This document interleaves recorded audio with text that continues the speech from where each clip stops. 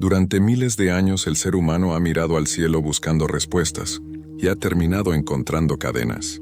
Desde los desiertos donde los primeros hombres temían al trueno, hasta los templos dorados donde se arrodillan los poderosos. La religión ha sido presentada como consuelo, como guía, como salvación, pero detrás de las oraciones y los himnos siempre hubo algo más oscuro: control, miedo y poder. Dime, ¿cuántas guerras se han librado en nombre de un Dios? ¿Cuánta sangre ha corrido por promesas del más allá, mientras los reinos de la hora se llenaban de oro y dominio? En África, la tierra de los primeros hombres, los ancestros rendían culto a los espíritus de la vida, no a los verdugos del alma. Ellos no necesitaban intermediarios para hablar con lo divino, pero cuando llegaron los nuevos profetas con libros y cruces, la espiritualidad se convirtió en negocio y la fe en mercancía. Hoy más que nunca, debemos hacernos una pregunta que aterra a los poderosos. ¿La religión nació para salvarnos o para mantenernos obedientes? Que la religión nació del miedo, del temblor del hombre frente al rayo, del rugido de la tormenta que parecía venir de una fuerza invisible. En ese miedo el ser humano alzó los ojos al cielo y buscó un sentido, una razón que justificara su existencia y su dolor. Así comenzó la historia de la estafa más antigua del mundo. No una estafa hecha de billetes o monedas, sino de fe, una transacción espiritual donde el precio no era el oro, sino la libertad del pensamiento. Desde las primeras civilizaciones, los sacerdotes fueron los verdaderos reyes. En Egipto, los faraones se proclamaban dioses para asegurar su poder. En Mesopotamia, los templos eran los bancos de la divinidad, y los pueblos trabajaban para mantener encendida una llama sagrada que solo alimentaba el dominio de unos pocos. En cada rincón del mundo, la religión se convirtió en la herramienta perfecta, una estructura invisible que controlaba el alma, mientras los ejércitos controlaban la tierra. Pero en África, antes de que los misioneros llegaran con su cruz y su libro, el espíritu tenía otro significado. No había templos de piedra ni jerarquías divinas.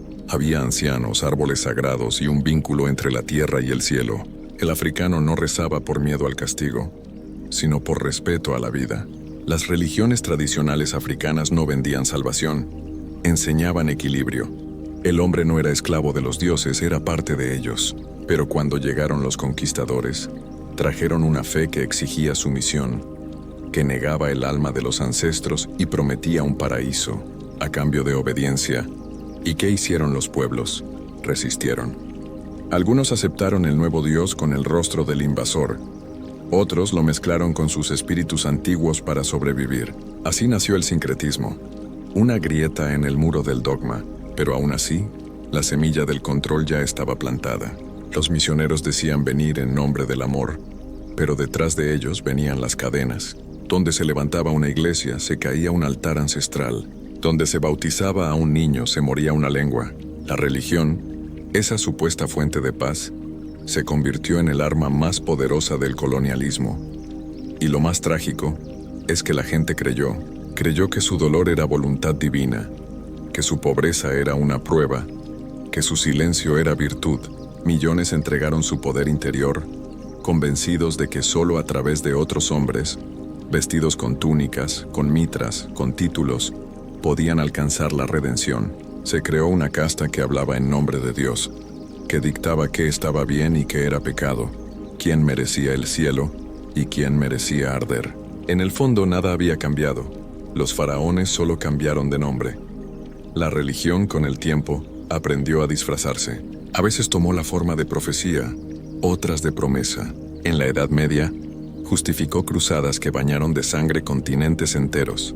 En África, legitimó la esclavitud y el saqueo con frases sagradas. En América, bendijo los barcos que transportaban hombres encadenados. Todo siempre en nombre de un Dios que pedía amor, pero se alimentaba de miedo. Y aún hoy el mecanismo sigue funcionando. Prometen milagros, pero venden esperanza en cuotas. Te dicen que todo lo que necesitas está dentro de ti, pero te cobran por recordártelo. Las iglesias modernas ya no tienen púlpitos de piedra, tienen pantallas LED y micrófonos. No venden perdón, venden membresías. Y la culpa, esa herramienta milenaria, sigue siendo el combustible más rentable del planeta. El hombre se arrodilla no porque crea, sino porque teme. Y ese miedo, transmitido de generación en generación, se ha convertido en el código invisible que rige nuestras sociedades. No necesitas látigos cuando tienes dogmas. No necesitas soldados cuando tienes sermones. El control espiritual es el control más silencioso y más efectivo que la humanidad haya inventado. Pero hay algo que la religión nunca pudo matar del todo: la pregunta. La duda. Esa chispa que nace cuando un niño mira el cielo y se pregunta por qué. Esa curiosidad es el fuego que los templos intentaron apagar durante siglos, porque el que pregunta piensa, y el que piensa es libre. La verdadera revolución no empieza con una espada, sino con una pregunta: ¿quién se beneficia de mi fe? Porque detrás de cada religión organizada hay un poder que la sostiene, un interés que la alimenta. Lo sagrado se volvió sistema, y lo divino, un negocio. A veces me pregunto cuántas vidas se habrían salvado si el ser humano hubiese entendido que la espiritualidad no necesita intermediarios, que no hace falta un templo para hablar con lo eterno, que el universo no cobra diezmos ni exige rituales. La conexión con lo sagrado está en la vida misma, en el agua, en la tierra, en el suspiro de quien lucha por entender su propósito. Y sin embargo, el ciclo continúa. Nuevas iglesias, nuevos profetas, nuevas promesas. La misma maquinaria con distinto nombre. Y tú, que me escuchas ahora, tal vez sientas que algo en tu interior se revuelve, que una parte de ti quiere creer y otra parte quiere despertar. Esa tensión es el campo de batalla más antiguo del mundo, la lucha entre la fe y la libertad. La religión, en su forma más pura, podría haber sido una guía, una poesía colectiva, un canto al misterio. Pero los hombres la convirtieron en un contrato donde el alma firma sin leer las letras pequeñas, y en esas letras se esconde el precio: tu pensamiento, tu tiempo, tu capacidad de decidir por ti mismo. Por eso, hoy, más que nunca, necesitamos volver al origen. No al de los templos, sino al del espíritu. Recordar que la divinidad no está afuera, sino dentro. Que los dioses que realmente importan no viven en los cielos, sino en la conciencia del hombre que se atreve a buscar la verdad sin miedo. Tal vez la mayor ironía de todas es que la religión prometía liberar al hombre del mal y terminó encerrándolo en su propia jaula espiritual. Durante siglos la fe fue la cadena más elegante que inventamos. No se veía, no pesaba, pero mantenía la mente cautiva. No necesitaba barrotes, solo palabras. Palabras que se repetían en templos, en cantos, en oraciones, hasta que se volvían verdad por costumbre.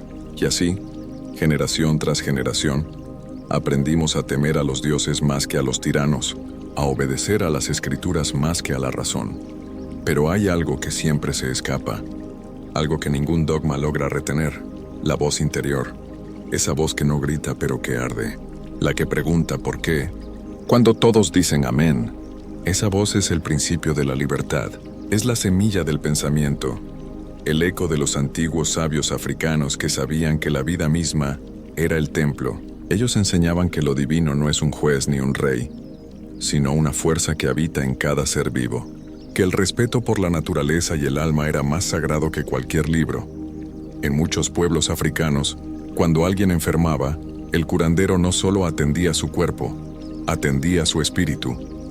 Preguntaba qué palabra no había sido dicha, qué emoción no había sido liberada, qué vínculo con los ancestros se había roto, porque sabían que el mal no venía del demonio, sino del desequilibrio.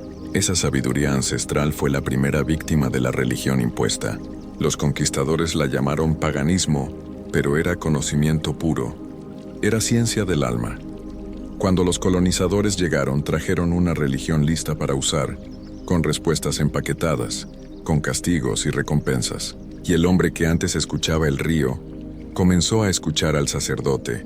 El que antes miraba las estrellas buscando consejo, ahora miraba al cielo buscando perdón. Y así, poco a poco, el mundo espiritual africano fue sustituido por estructuras que no pertenecían a su tierra ni a su historia. Hoy, los templos son más grandes, los himnos más ruidosos, pero la confusión sigue siendo la misma.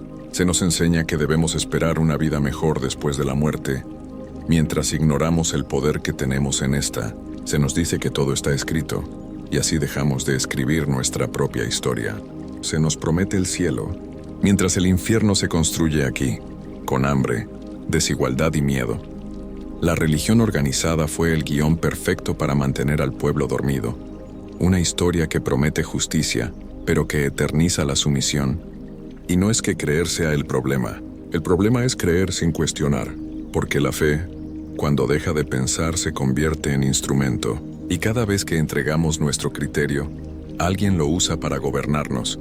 Por eso los antiguos sabían que el equilibrio estaba en el corazón, no en los altares, no en los profetas, sino dentro. El hombre libre no necesita intermediarios. La mujer sabia no necesita permisos para hablar con su espíritu. El niño que observa la naturaleza ya está rezando sin saberlo. El universo no pide sacrificios, pide conciencia. Y quizás ese sea el verdadero propósito de este tiempo.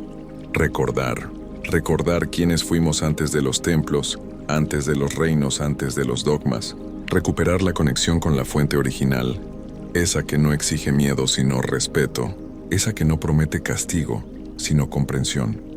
Si el ser humano entendiera que lo sagrado no se compra, que la fe no se alquila y que el alma no necesita intermediarios, el mundo cambiaría en un solo día. No habría guerras santas, ni mártires, ni profetas millonarios, solo hombres y mujeres mirando dentro de sí mismos, descubriendo que lo divino siempre estuvo ahí, esperando ser reconocido. Y tal vez entonces comprenderíamos que la mayor estafa no fue creer en los dioses, sino dejar que otros definieran por nosotros lo que significa ser humano. Hoy, tú que escuchas esta historia, quizás sientas un nudo en el pecho, una mezcla de rabia y claridad. No te preocupes, eso es la verdad despertando. Es la voz interior recordándote que no naciste para obedecer ciegamente, sino para comprender. No naciste para temer al cielo, sino para amar la vida.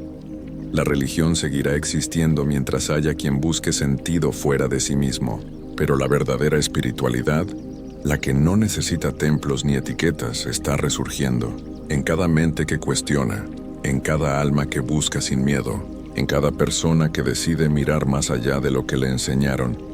Y si llegaste hasta aquí, significa que formas parte de esa minoría que empieza a despertar.